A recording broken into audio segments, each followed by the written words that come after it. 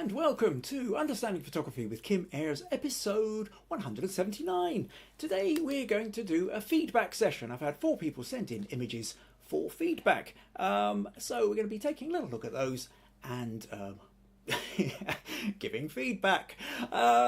Yes. If you happen to be watching live, as you can tell this is live, otherwise it'd be much better rehearsed, please leave a comment, let me know where you are, tell me what the weather's like, join in the chat, let's make it a bit more friendly. See you in a moment.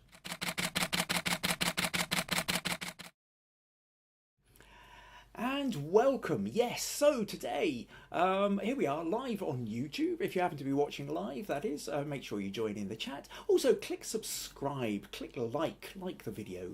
The algorithms always seem to like that a bit. Even if you happen to be watching the recording, you can click like and subscribe too. So yes, today then, we are going to be looking at photos sent in by John, Sandra, Viji and Janet. Yes, Janet. Oh dear. Right. Okay. So I can see we have comments in already. So let's start with the comments. Just allow me to kind of stabilize myself a little bit here. So Meg says, "Good afternoon, everyone." April says, "Greetings, everyone, from a sunny Long Island, New York." Susan says, "Hi from sunny but chilly Kukubri. It's a hot chocolate kind of day." Isn't every day a kind of hot chocolate kind of day, I think.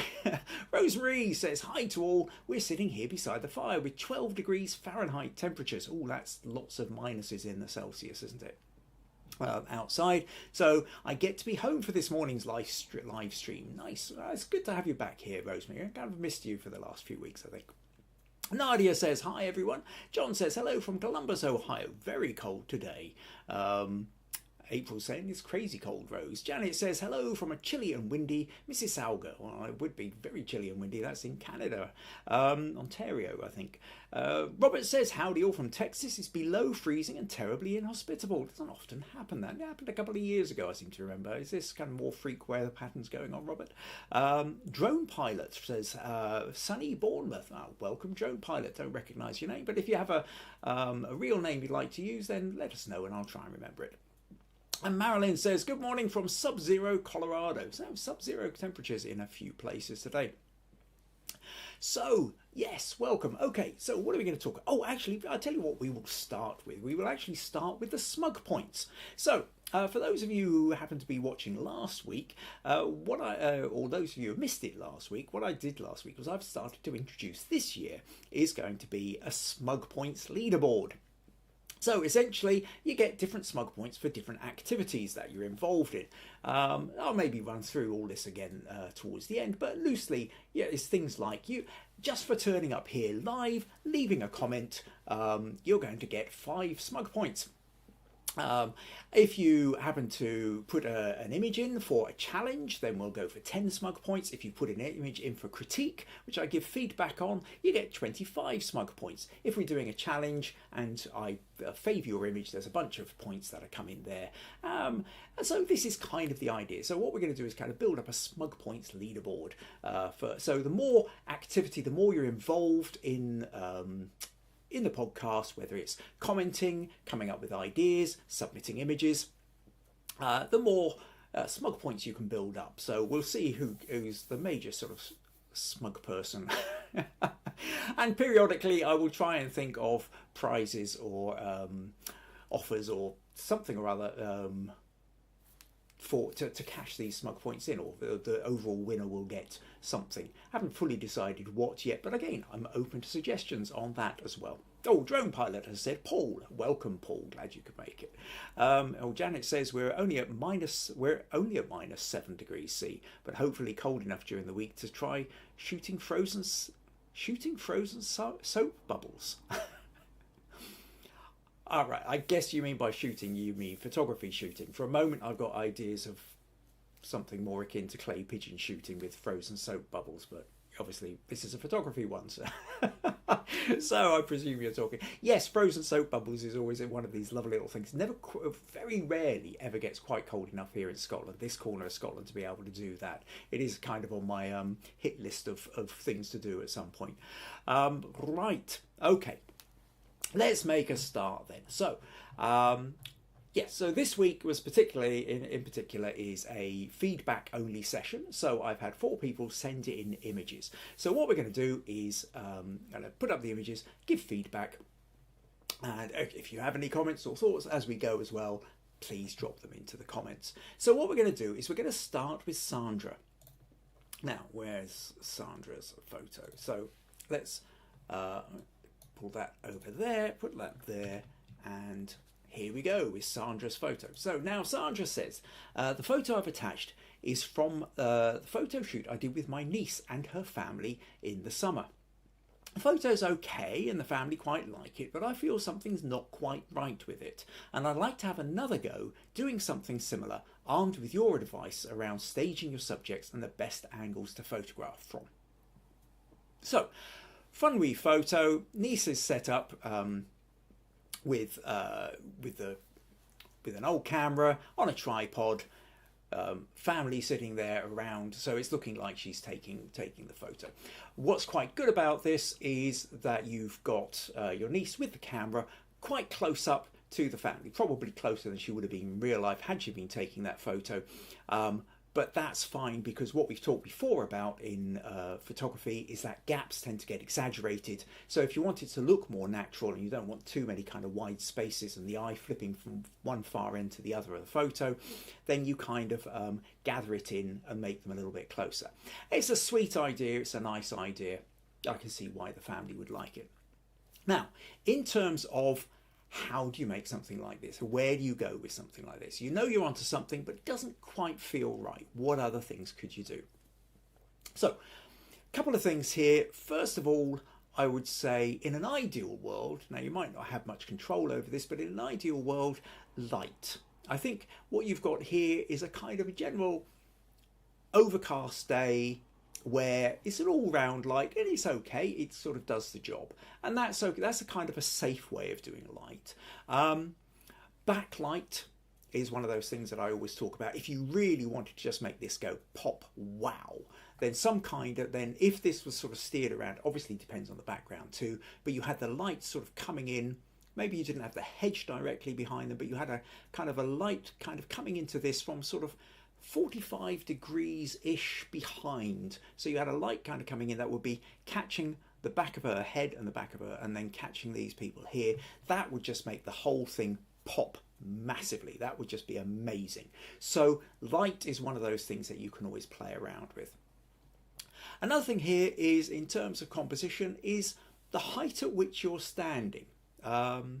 You're not bad, you're not bad. There is a little thing here with children, animals as well. There's always this idea of actually you're better off getting lower down and kind of coming to an angle whereby you're much more at the angle of the child rather than the adult looking down. Now, it does look like you've come down a bit. You can pretty much get away with that, but I think there's a level at which you could maybe go just a little bit lower down, and that would kind of make you feel more on a level with your niece as she's taking the photo.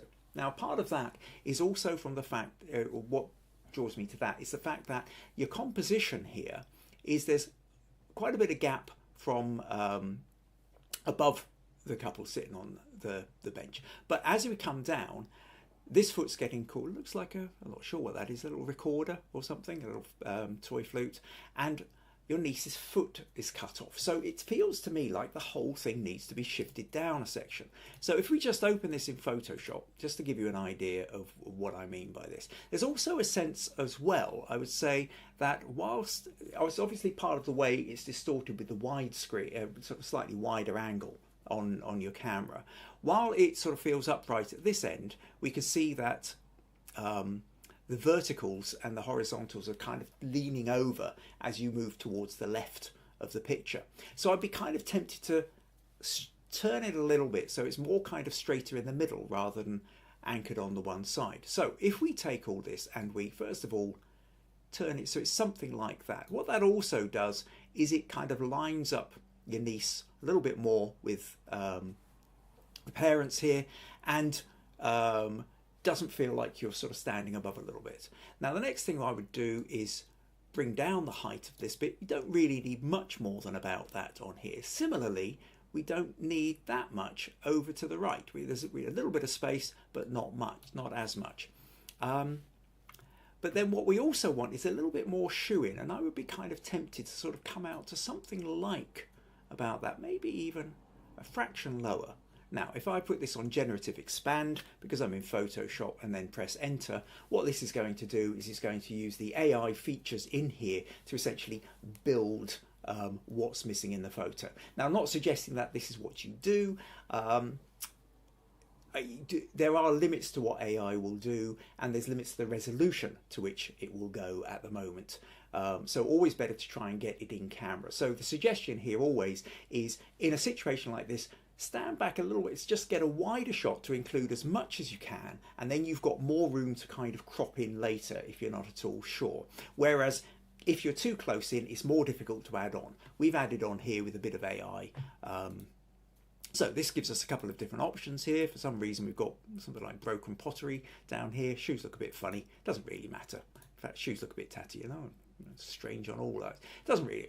We'll just randomly choose one. The point being here is that what we have here is maybe a slightly better composition. And in fact, with this, I might even have brought that down a little bit more and given her just a little bit more space under the feet as well. Then that, I think, sort of feels like a sort of slightly cozier composition. We've now got a similar kind of amount of space on behind your niece and behind the bench, similar amount of space above the head and below the feet. And so in terms of containing this photo, because this photo is about containment, this kind of gives a bit more. Now, the other option with this is to go in much closer. I'll just wait for this thing to finish. Is it ever going to? One of the other problems about generative expand, and it's still giving me a little white line at the bottom. Another option is to actually go in much closer, something like this, and make more of a feature of it. But at this point, this is where you notice that how the gap becomes exaggerated between them, and actually at that point you want her a little bit cut out and put a little bit closer. But that's another option. It feels more intimate if you go in closer. But if we come out and we say we're going with something like that, and then at that point, if I select all, make that into a separate layer, and just very quickly in camera raw filter, well, let's say we go to the optics, give a little bit of a vignette, and let's do the auto. See, that lightens it up a little bit of contrast, but maybe.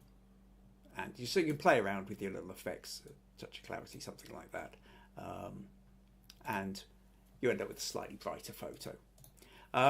So that gives you an option. Another thing to play with maybe something like this is the idea of actually to make it look more like a slightly older photo. Now you can go black and white, but there's a whole bunch of color lookup options here. And if you choose something like, say, that Kodak, just makes it sort of look slightly more like a 1970s photo or something. There's different options here. Not all of them work, but some of them probably, particularly I would say something like that one, tend to give it a kind of sort of slightly nostalgic photo look as well. So these are all options for you, but primarily there, Sandra, I would say you've got to think about the crop, the composition, having a bit more gap underneath the foot so the foot isn't cut off, and you maybe don't need as much above. But the bonus points, if you can really get above it, if you can really go for it, is if you're reshooting, is to see if you can do something more interesting with the light, because that's the bit that would elevate it up to the next level. So I hope that helps there, Sandra. I hope that gives you a few ideas. Right, got a couple more comments here. Where are we? Oh, Marilyn says, good morning from Sub-Zero, Colorado. Oh, no, I think we've already done that one. Where were we? Thean's joined us and says, hello from Florida. It's cold here for us at 52 degrees Fahrenheit. Yeah, that's pretty cold for Florida, isn't it? You tend to think of it as all hot sunshine. Susan says, I love frozen bubbles, Janet, but as Kim says, we rarely get the chance here. April says, what a cute idea. Stacey says, good morning. A little late eating breakfast from Hatboro, Pennsylvania is Stacey. Chilly and cold with lots of wind, but sunny, hope all is well.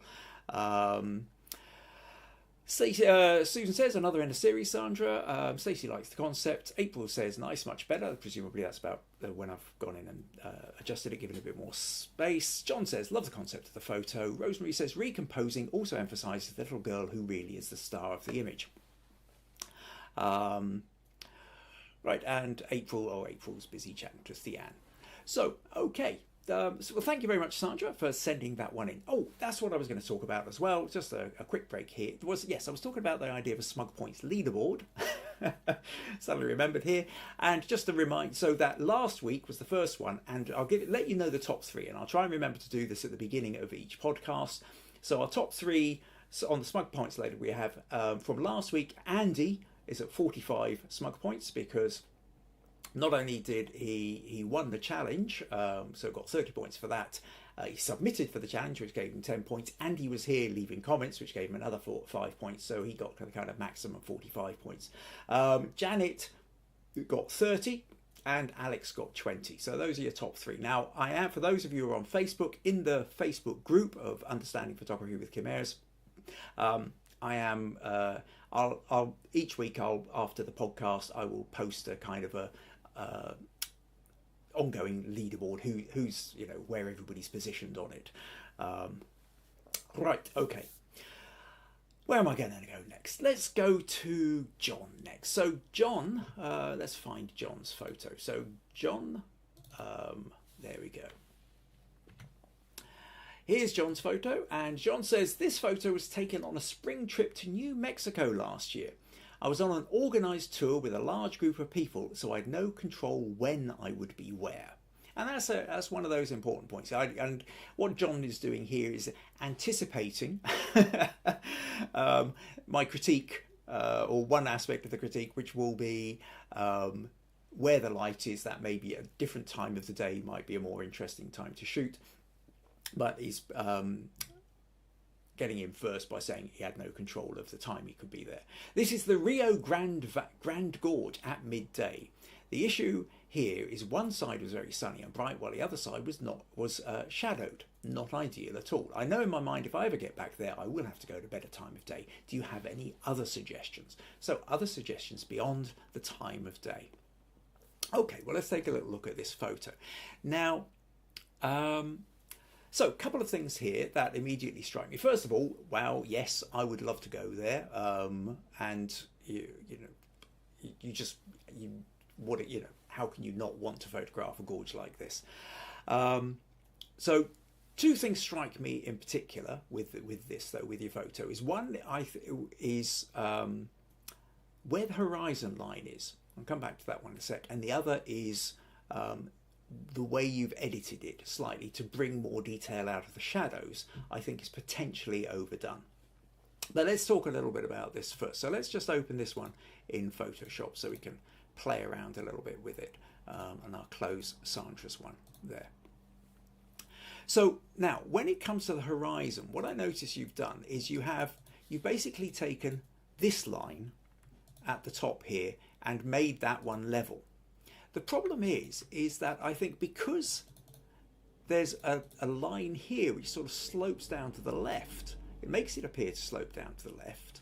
I don't know whether that's the natural horizon or whether this bit here where it's slightly lighter green here is the natural horizon. And when I look at the edge of the verticals here, this vertical seems to be slightly tilted to the right. So when I look at this, it feels like to me like the picture is slightly over to the right. So I just want to kind of tilt that to the left a little bit, and just instead of having the horizon line with that bit at the top, actually have it lined up more like that, I think. And then that way the verticals kind of run along where the verticals of the cliff are, and the horizontal is there. I think it's okay that it's sloping down a bit along the top because you've got the sloping of the mountains. Having said that, I mean, this is again entirely up to you. This is just purely a suggestion here, John. If you feel more comfortable with the horizon line where you've got it, then stick with it. Maybe I shouldn't be doing this auto-generate here. It does tend to take a little while.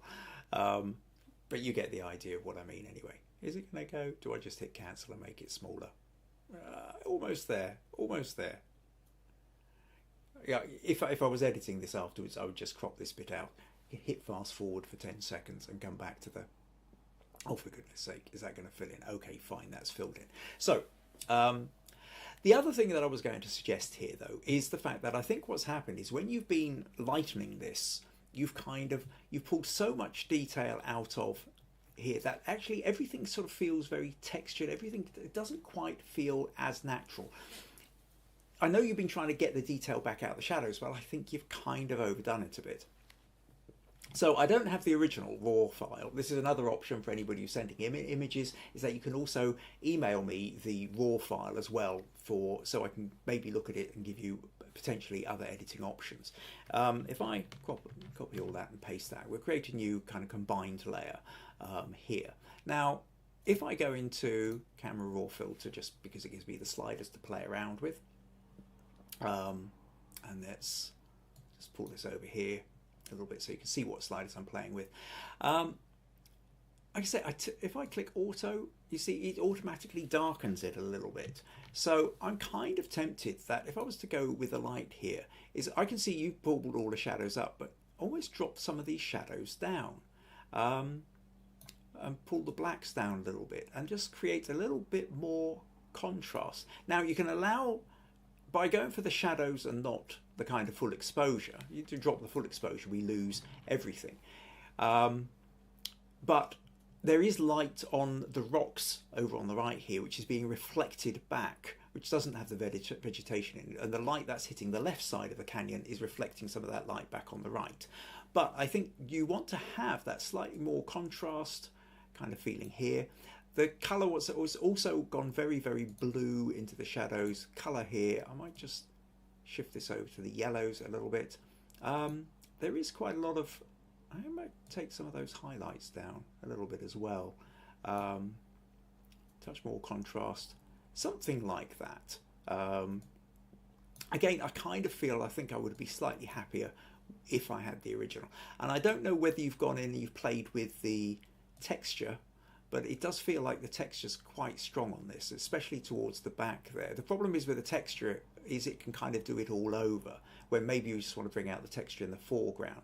I mean, I'm almost tempted to kind of drop the texture down a little bit on this, just to kind of, and so you go from that to that, and I think immediately we sort of have more of a sense of the depth of the canyon, because in a way, the sense of depth is created by the depth of shadow, because we don't actually have any sense of scale here either.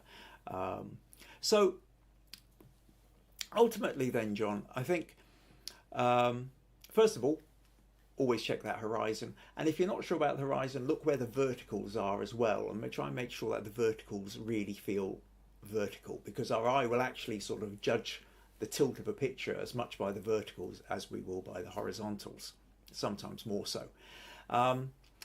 But I think also when it comes to the editing, I think maybe go back to your original, just bring some of the detail up from the shadows, but don't feel you've got to overdo it. I think part of the thing about a canyon, and especially if you are doing midday, is it's about the contrast that you're getting, and those contrasts are what give us that sense of depth. Other than that, it's primarily what you know, which is kind of get there at a different time of day when you're going to have slightly different light. But if you don't have the option, having said that, I mean, composition wise, I like the fact that you can lead, your eye, this reflect, I mean, don't forget we've got the river here down below is a nice kind of bright patch which reflects up in the dark shadow of the cliffs as well. So that gives us a leading line which draws us up, and then we understand that it curves around here and curves back again. So we are getting drawn into the photo. From where you were standing is quite a good composition. But it's really about, okay, so I think getting that shadow and light sorted. So I hope that gives you some ideas there, John, beyond just the idea of turn up on a different day. Right, but thank you for sending that one in. So just for a wee reminder, actually on the Smug Points bit there, so everybody who's sent in for critique that I'm using, so Sandra and John there both got adding 25 points to the Smug leaderboard for that. Where are we? Oh, Stacey says the Rio Grande is gorgeous. April says, oh yes, that looks much more natural tilting it. Susan says vertigo inducing, but what a view, John. April says, I actually like the half sun and half shade look. It's also very natural. Meg says, I really like the curves on the cliff. It's a great photo. April also says the river is leading lines. Jack says, cold and rain here in Florida. Oh, glad you could join us. Jack. John says, good advice. Thanks for the feedback. Oh, Peter's joined us as well from Annan says, nice picture. April says, not Annan, Aaron. No, not Aaron, Annan. I was right the first time. And Rose says, John, hope you get to return to such a beautiful site. Nice. Okay, cool. Well, thank you there, John. So just a quick reminder there that if you are finding these podcasts useful, interesting, entertaining, and you would like to support them in some way, then buymeacoffee.com/Kim Ayres is one of the ways you can do it. And another, of course, is invite your friends along. Right, okay. Oh, and Paul says thanks. I think this is everybody saying hello. Okay, right, let's move on then. So Janet next. Yes. Now, I really rather love this photo of Janet. So let's flip over to here. And Janet says, this submission is a shot of sunrise over the Toronto skyline. I wasn't expecting the paddle border, but I do think she adds some interest to the image compared to the empty Lake Ontario. It just feels like the image is like an image that is good, but could be better in some way. Now, Janet also sent me the raw, the original file as well. So if we click there, that's the raw file. And then that's the cropped in version. And I think you've done a good crop there, really. The colours feel very intense. Now, I think if you're going for something like a photo crowd, Guru Shots online crowd voting competition, actually that boost of the colours will play in your favour. I think if you were printing this up and putting it on the wall, it might feel slightly overcooked, that intensification of the reds. It's always one of these things that part of any photo is not just who's going to be looking at it, but the context in which it's going to be looked at. And when you're on a site such as PhotoCrowd, Guru Shots, ViewBug, or 500 Pix, or any of these kind of things, where people are looking at lots of pictures very, very quickly, then the ones that are brighter, more vibrant, more eye-catching grab the attention. You're more likely to get the vote.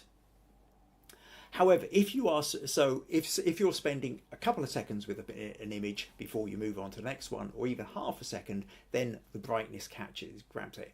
If you've got this picture sitting on a wall and you're going to be looking at it and it's sitting in a frame and it's dominating a space, and you're going to be spending not just a fraction of a second, but several minutes, even hours or weeks full time with it there on the wall, I think you've got room for much more to play with subtleties of colours and shades and tonations and what have you.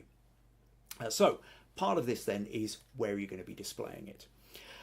Now within that, I think I think it's a brilliant capture. I mean, the idea of getting the tower, the sun behind it, perfectly silhouetted, as you say, the little paddle border, you might not have been planned at all, but I think really adds a lovely little touch. It creates a human quality to it as well. I think it's a rather special photo. So you're not sure, maybe, is there anything else you could do with it?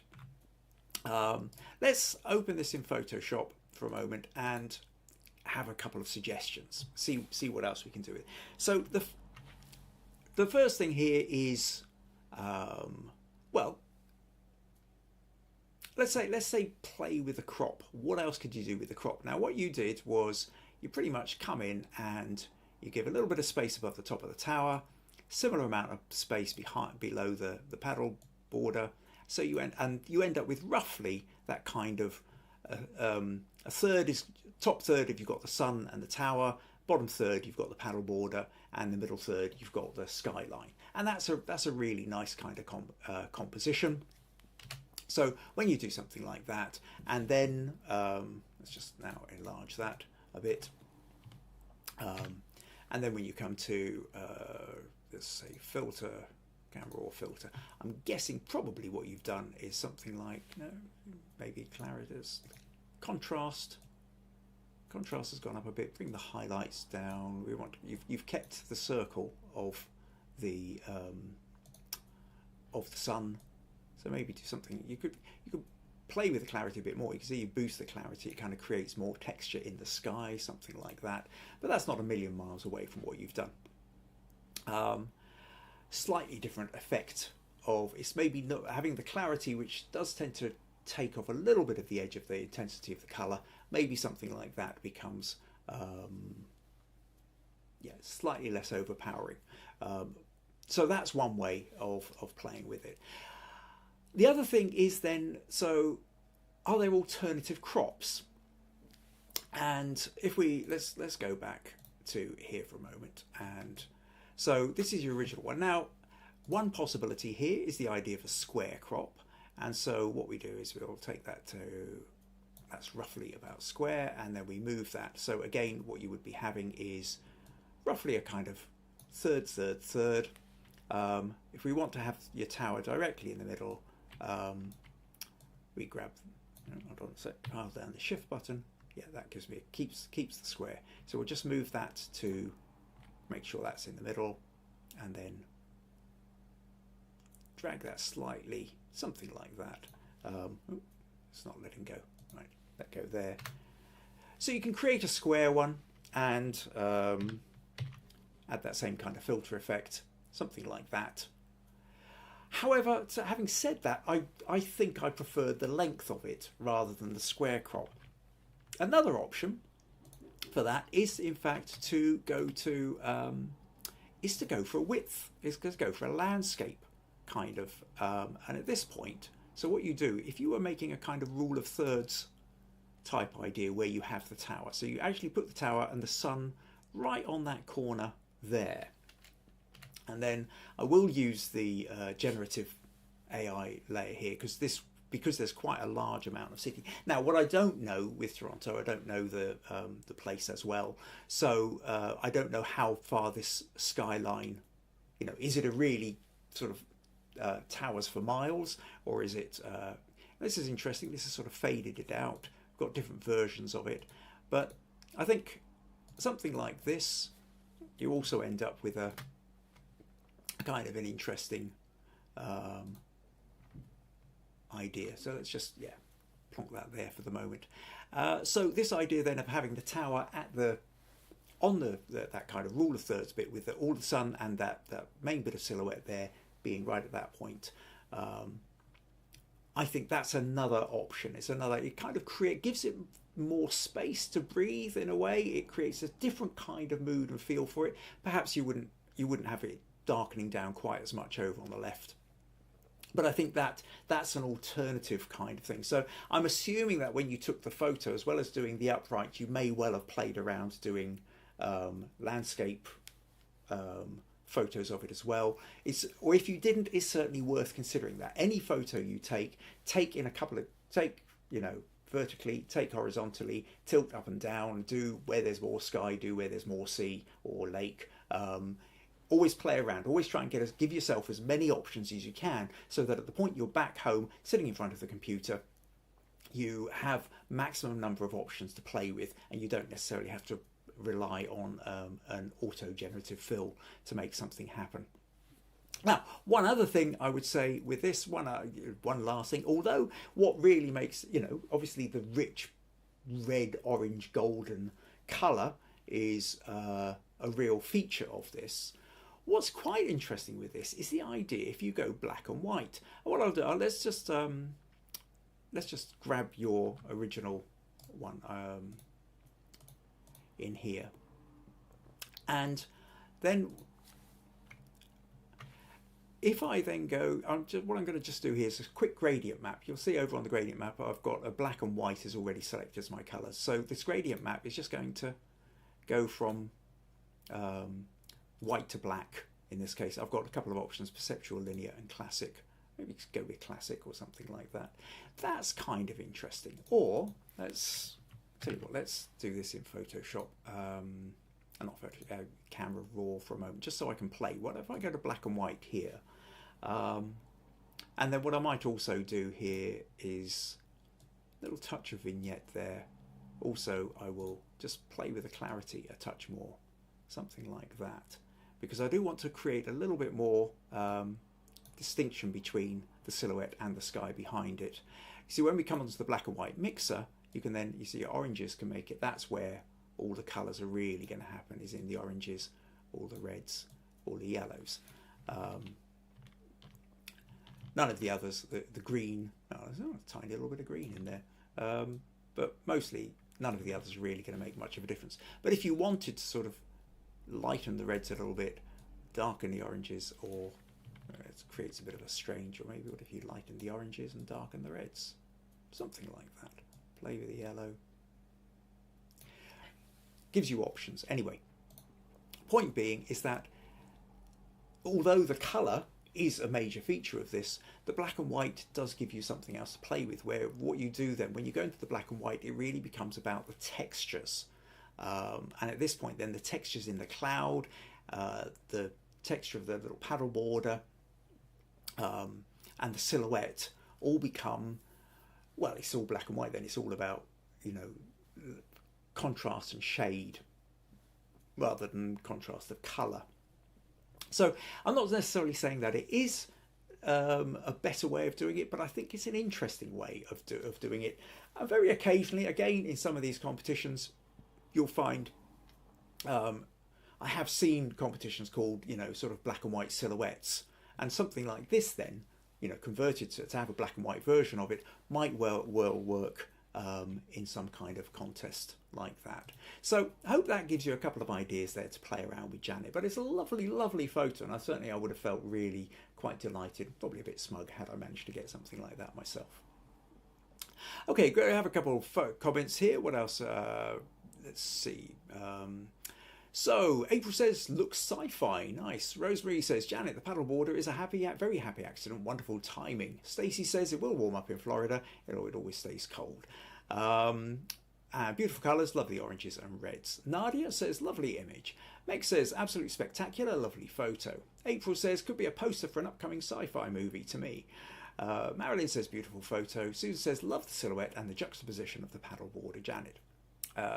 Stacey also reckons it could be a greeting card or postcard type photo. April says the words of the movie go on the left. Awesome look. Yeah, that's right. To extend it out is looking for it. Janet says, I did try both, but I didn't get the paddleboarder in as good a position in the landscape attempts. Okay, that's, yes, I can imagine how that happens. That's the problem with the paddleboard, is they're moving. You're not always going to have them in the right place. John says, great shot of the CN Tower, and I had the most expensive lunch of my life at the top, in the top of this tower. Robert says, I was thinking that you could take several shots from the exact location over different times of the day. You would have to use a tripod and chalk out where it goes, then you could blend different images of the buildings to give you more depth and interest. There's options to play around with too. Nice suggestion there, Robert. Right, okay, well, thank you very much for sending that one in, Janet. Okay, so on to the final image, which comes from Viji.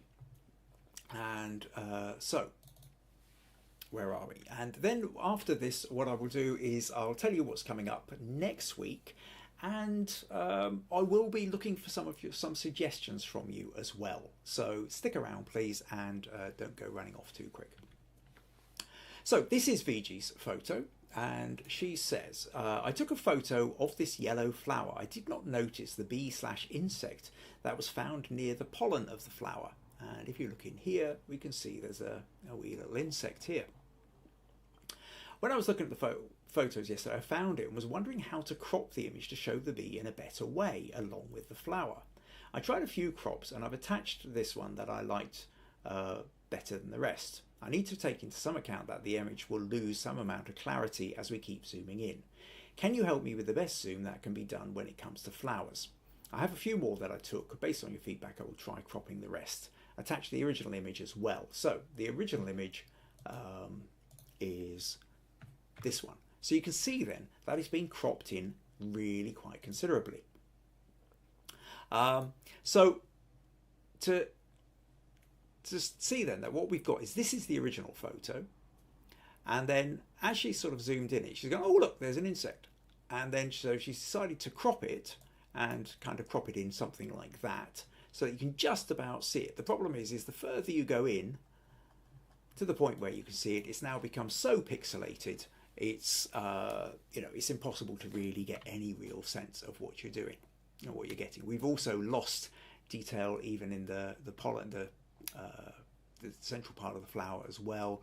This flower is really designed to be looked at from here, from this distance. You can maybe crop it in a little bit, you can get to about here. Once we start getting much closer, we're starting to lose detail. It's not holding you. For a web image, you can just about get to here and maybe sharpen it a little bit, but that is pretty much about the limits. And even here, we run the risk of losing, of most people not actually noticing the insect here. So what do we do about this? And part of the problem here, Viji, is that really, yes, you do need to be closer. I think the accidental insect can add a bit of texture to it, but if you're really wanting to make a feature of the insect, you just have to be closer. You have to, and at that point you need a macro lens. So, I mean, for example, photos that I've taken in the garden, when we think of this bee on the, this was a bizarre one. This was a wet bee. I've got no idea why it was so wet, but it still did seem to be flying, so it obviously wasn't fatal to it. Or another kind of bee on a flower here. Now, I have cropped in a bit here, but I haven't cropped in more than half the photo. I'm using a macro lens, and the macro lens is allowing me to get much closer. I'm still bigger than this, so I've maybe lost up to about half the photo's width, but I wouldn't want to lose much more, because it then becomes, you just lose too much detail. So if you're trying to get the insect on flower kind of idea, then I think you've just got to be closer, and you've got to get the, well, you either need a macro lens or standing back, get a big zoom lens or something like that. That's if you're really wanting to make a feature of the insect. Given the fact that this is too small an insect and too big a crop to get that insect, the next thing you've got to do is say, really, is there anything else about the flower? And the fact that the insect is on it is just really an added little bit. It's there if anybody happens to notice it. Ultimately, what you were doing here was taking a photo of the flower. The insect was a sort of happy accident, except for the fact that it's too small for you to really be able to do anything about. I mean, this was another one where using a macro of a flower, of a fly on a, and at that point you're getting really close in. I think though that if primarily though with the flower, you've got a nice contrast between the brightness of the yellow and the greens behind, but there's a notion of light here, and I think really, again, part of what you're slightly suffering with here is a lack of interesting light. A little bit like going back to Sandra's picture in the first place, this is a kind of, now I don't know if you're either in the shade or it's a dull overcast day, but there's nothing really creating any interest in the light, I think. And what I want to do here, just show you a couple of examples of what you can do. So you see, if you play around with a bit of backlight, so with this one here, I'm kind of slightly underneath the flower and the sunlight's coming down, and you can see how the light doesn't just catch, it beautifully catches the edges of the leaves, but it also, the petals rather, but also the petals are semi-translucent, so the light starts to come through them.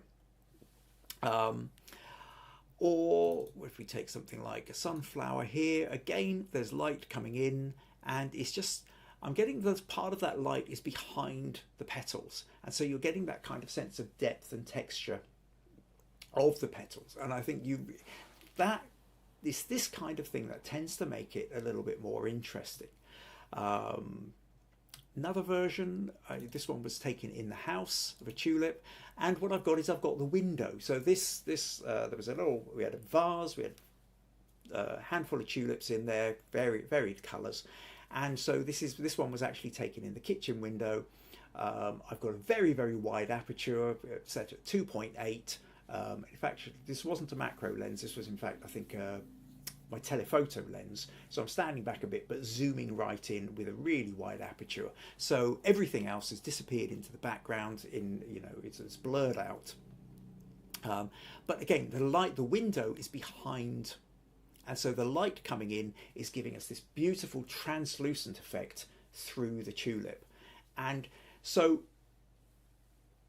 flowers aren't just about the shape and the colour, it's also about the light and how the light is playing and interacting with it. And I think if you're going to go for the flowers, then you really want to do something like that. Now, if you're on a day whereby there really isn't any overly interesting light, the other thing to do is the idea of playing with texture. And this is where you will have seen loads of flower photos online where they add water. So raindrops become really interesting. So for example, then if we take this one with sweet peas, so I've been out there, there's been a rain shower, and the light itself, just a dull overhead cloudy day, but the texture of these raindrops then on it, just they are what elevate this photo. On it in its own, they're still lovely colours, and this would have also been beautiful had there been a backlight, sunlight that was just cutting through the petals. There wasn't the light, but the texture of the raindrops really adds something to it.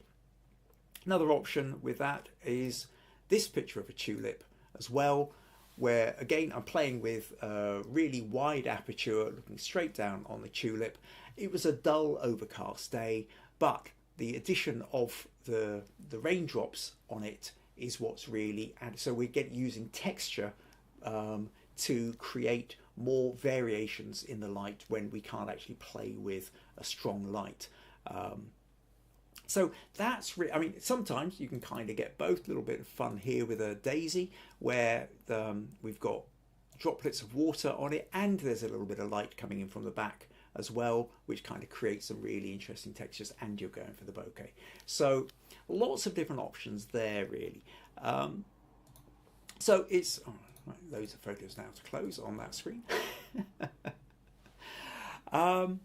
So ultimately then, Viji, I think it's this thing that it's a tricky thing that if you're trying to make a feature of the insect, then you've kind of got to be close enough to the insect to make that happen. Otherwise, the photo is about the flower and you've kind of, the insect is just kind of incidental. It's there if anybody sees it or not. In which case, if it's about the flower, light becomes really important, along with the composition and how you crop it, obviously. But if you can't get light, then maybe texture. There are plenty of people who carry a little bit of water spray in a bottle with them, and well, they go out and do this deliberately and then spray the flowers with water, so you get little droplets over them, and so you can actually kind of play around with flowers like that. So flower photography, water droplets is always a good thing, light is the other. So I hope that gives you some ideas there, Viji, but thank you for sending that in.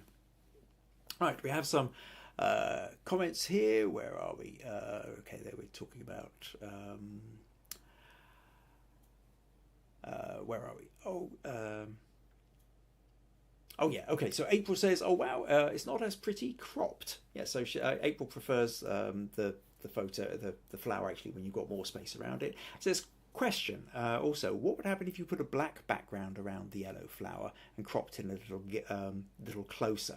Well, you can have a black background, and that's about isolating the photo from the background. And plenty of people, another thing you can do if you're going out into the garden, is to have a large piece of black card, and you slot it behind, you hold it behind, or you have a little stand with a clip or something that you can put behind the flower, and then that isolates it. And essentially it's almost like making a studio bit out of it. But what I would say again though, April, with that is black background, fine, that gives you, but then what that does, it means that it becomes even more important that you get the texture and the light right, because you're not getting any contribution from the greenery or the surrounding bits behind it.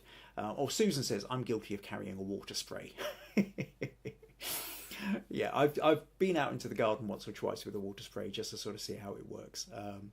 It's not my flower photography, isn't my speciality, but it's a handy thing to be able to do if you've got the time and you've got the space, and you're not. I mean, it's a slightly different thing if you're out of work at lunchtime and you just happen to be about and you're kind of wandering around the grounds or along the street and you notice a flower, you take a photo. But if you get the chance to set it up. Now, the other thing you can do with flowers sometimes is you can really get in close. And this brings me on to what I'm going to talk about for next week, in fact. Because the other thing you do with flowers is where you fill the frame. So if I just kind of go back to say something like this for a moment. What I've done here is I've gone further in on the flower than was. And if I kind of go in further, something like this, then what happens is you get to a point whereby you lose the outer edge. Actually, this probably isn't the best example. What might be a better example? Let's say we were to do this one. This one we know we've got the tulip. If I zoom in here, in fact, actually, I'll tell you what. Let's just crop this. Let's say I was to take this and I was to get rid of the outer edge. This is the point that I want to make here, which is really quite important. I'm going to get rid of the outer edge and I'm just going to do that. Okay. Now at this point, what happens is we've lost the outer definition. And this kind of makes it quite interesting. We go into almost abstract levels here. And so this takes me on to then what I want to talk about next week. There was recently I've seen 2 different photo sites ran contests with a very similar kind of it's a very similar title, which was essentially fill the frame. Okay, and some of you will have seen this before, the idea of fill the frame. It's a title which crops up periodically on Photo Crowd, on Guru Shots, ViewBug, and I thought, actually, we've not really talked so much about that. And when you get in close, it can be macro, but it doesn't necessarily actually have to be that kind of close. You can also take a building, but just not show the outer edges. It changes. There's a different thing. Part of our brain looks at outlines, part of our brain looks at content. When we've got silhouettes, like Janet's photo of the Toronto skyline, all we're seeing is the outline, we're not seeing the middle. When we crop in on that tulip, all we're seeing is the middle, we're not seeing the outline. And so it's engaging a different part of our brain to look at. And so I thought this could be a really interesting topic. So what I've decided to do next week then is I'm going to talk about the notion of fill the frame. And then what I will do is I will set a challenge. So in 2 weeks' time, you submit your own fill the frame photo, and then we'll have a challenge week, and there'll be points for everybody smug points for everybody who puts in for the challenge as well. So be prepared then that in 2 weeks' time there will be a fill the frame challenge. Next week then I will go into more detail, I will come up with examples, talk it through, give you different ideas and inspirations of how you might go around responding to that challenge. There will also be, I don't think that will take the entire podcast, so I will also have an opportunity for up to 2 feedback images. So if you would like feedback on your image, if you want to submit to the critique section, then I'll have space for 2 of those. So make sure you get those in as quickly as possible. Where was it? So yes, so that will be, so next week, fill the frame, I will talk about it and I will give up to 2 spaces to critique. The following week, there will be the challenge. So that, where are we? A couple more comments. Oh, Stacey says beautiful abstract. April says I really learned to love the art of abstract. Nadi says I've looked at trying a flower photo with tissue paper close to the lens, which gives a misty edge. That's a kind of fun idea as well. Great. So that pretty much brings us to the end of this podcast. Thank you to everybody who sent in the image. Each of you get 25 smug points, so I will add them on at the end later, after I've done all the bits for the podcast, the kind of post-podcast stuff that I have to do, and then I'll put the lead. So the leaderboard will be running in the Facebook group if you happen to be on Facebook. Everybody who's turned up and left a comment today, you get an extra 5 Smug Points as well, so that will get added into the leaderboard too. Yes, oh, that's what I was going to say. With the fill the frame idea, so what that made me think is that there are certain competition titles, contest titles, which you all know from Photo Crowd, Guru Shots, Viewbug, these kind of things, that crop up again and again. And I thought, well, if you want, then tell me what competition titles you'd like us to look at. So why not, you know, this podcast is coming up to 4 years old now. We're always looking for new ideas, new things to do.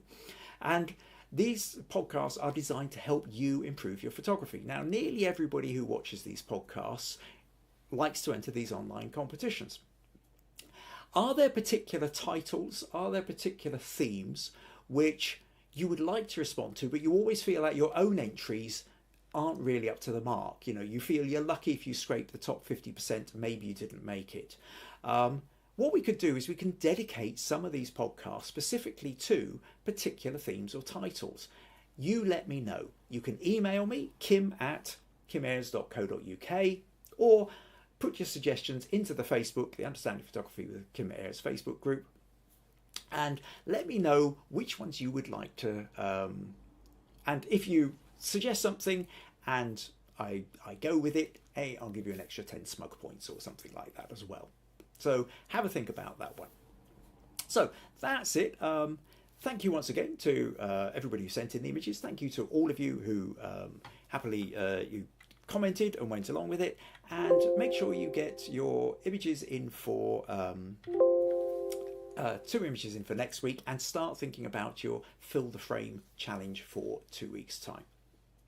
And the last couple of comments here with people saying have a good week and what have you. So thank you once again. See you all next week. Bye bye.